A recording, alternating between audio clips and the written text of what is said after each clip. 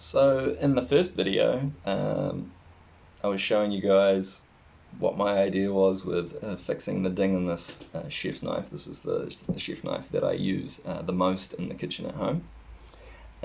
So I showed you the stones that I was intending on using, and then had to go with the PD Tools Premium Silver CBN stone, the 160 grit, and showed you getting those first passes in to try and get that little ding out.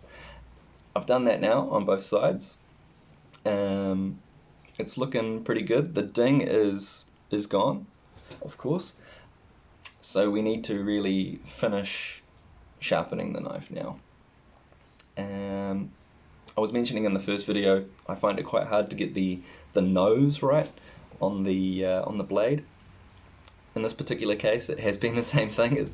It's hard to get the nose. On one side, it's looking pretty good. On the other, it's not so great.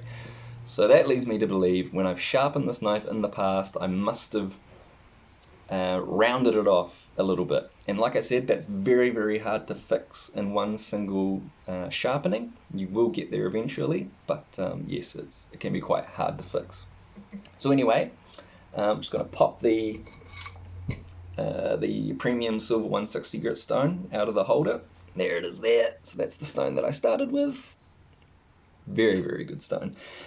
When it comes to cleanup with these things, I find it best just to run it under the tap. It's the best way to do it.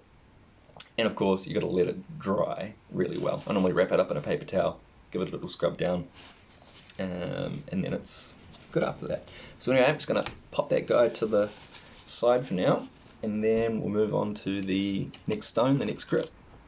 So this is a premium vitrified CBN 285 grit. Hold that up so you can see it. There we go. Pop that into the stone holder. Just like that. This is all tight, locked down, tight of course. Spray a bit of the soapy water mix on the face of the stone. Just like that. Maybe a little bit more. You will see that these stones will absorb that water quite fast, especially with the finer grits I've found. Let's get to work. Wow, the difference between this stone and the 160 grit is crazy. You feel it instantly. The feedback through the sharpening system is way, way different.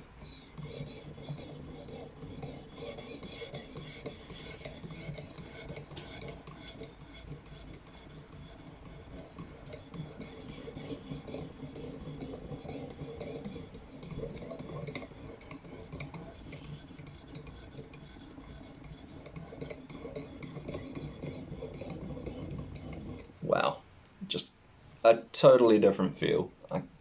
It's just way, way, way smoother.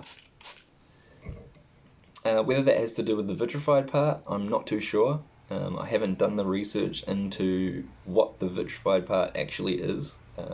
Just that the stone was recommended to me, and it's really good. I've used it a few times now. I actually got it for Christmas, and it's awesome. It's really, really good. This is probably the third sharpening on this particular stone that I've done.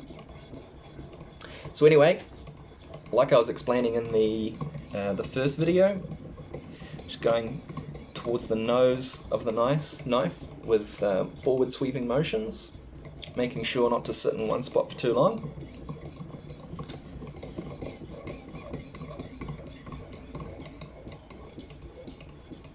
Putting a little bit of extra love into the tip of the knife, and then making sure to blend that back in really well.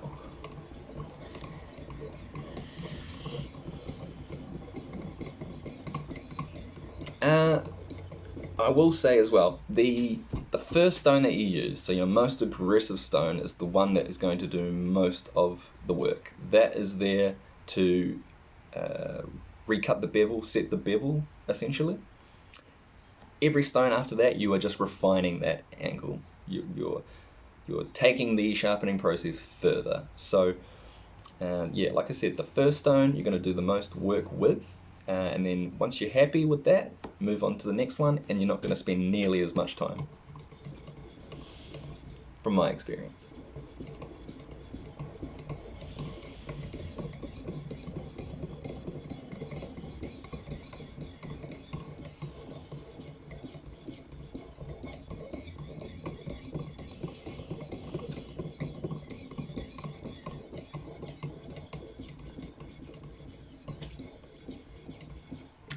I'll mention as well, I realised that these videos are quite long. I think the first one was like 18 minutes or something, and a lot of that video is just me doing the actual process.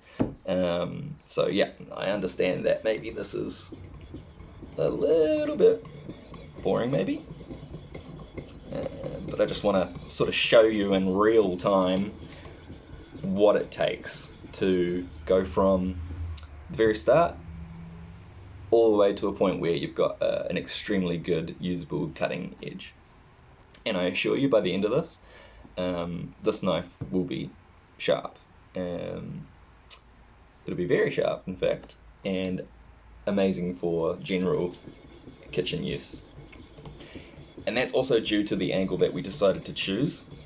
I went with around, it's pretty much 20 degrees. It might be a little bit less than that, like 19.75 or something, but close to 20.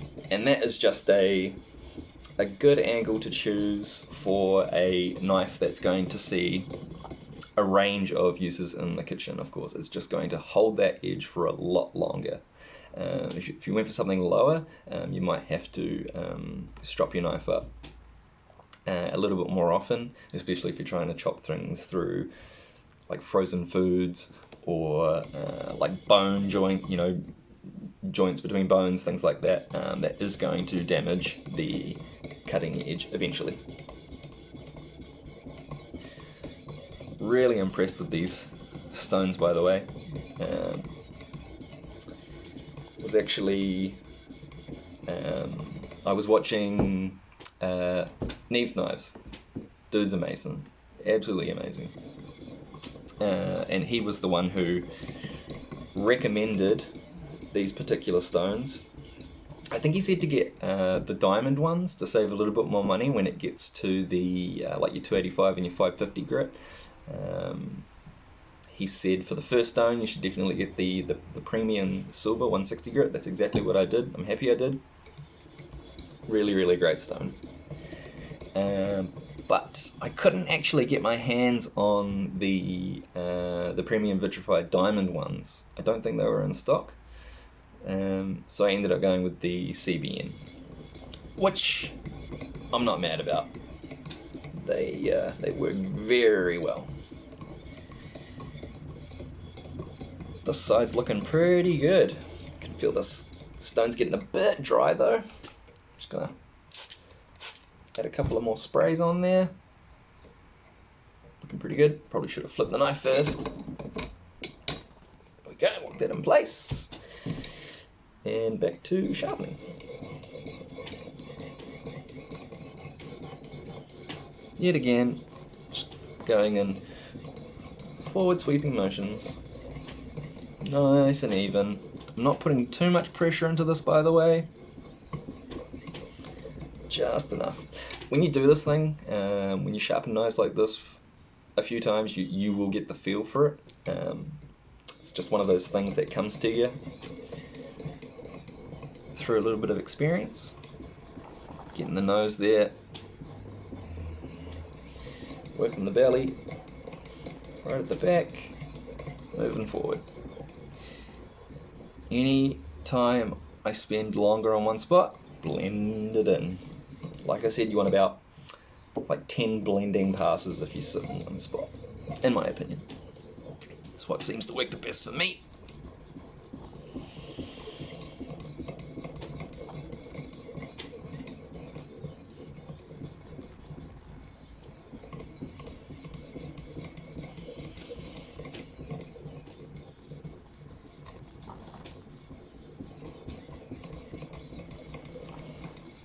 Also, if you've got experience with this type of thing, and there's something that you think that I should know, please leave it down in the comments, of course, and don't forget to like and subscribe.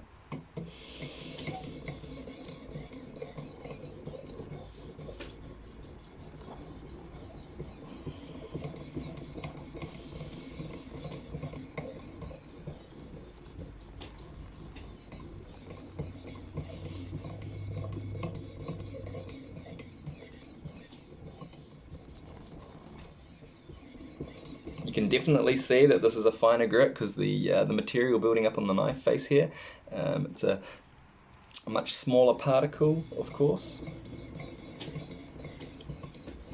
It's sort of like a charcoaly black colour. Stone's getting a bit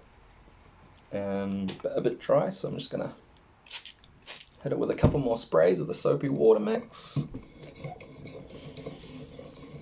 But this side is looking pretty dang good.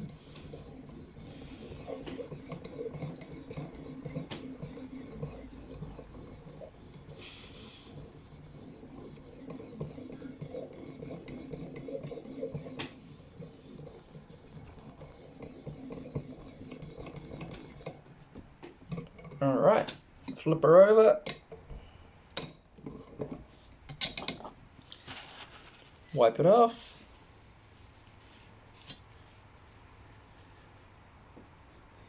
Yeah, dang.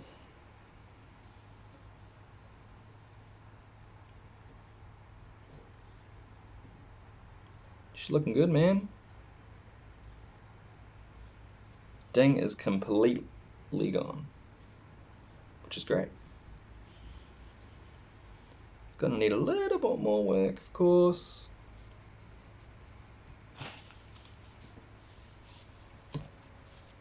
But it's looking pretty good. Not too bad at all. Alright, so I'm just gonna do another pass. Nice even pass.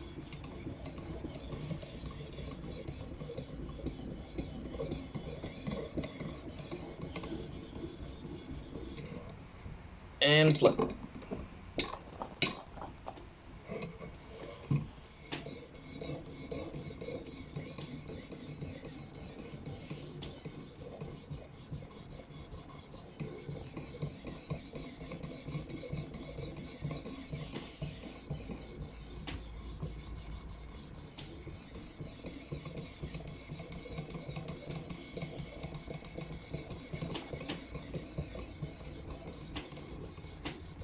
Getting a bit dry again.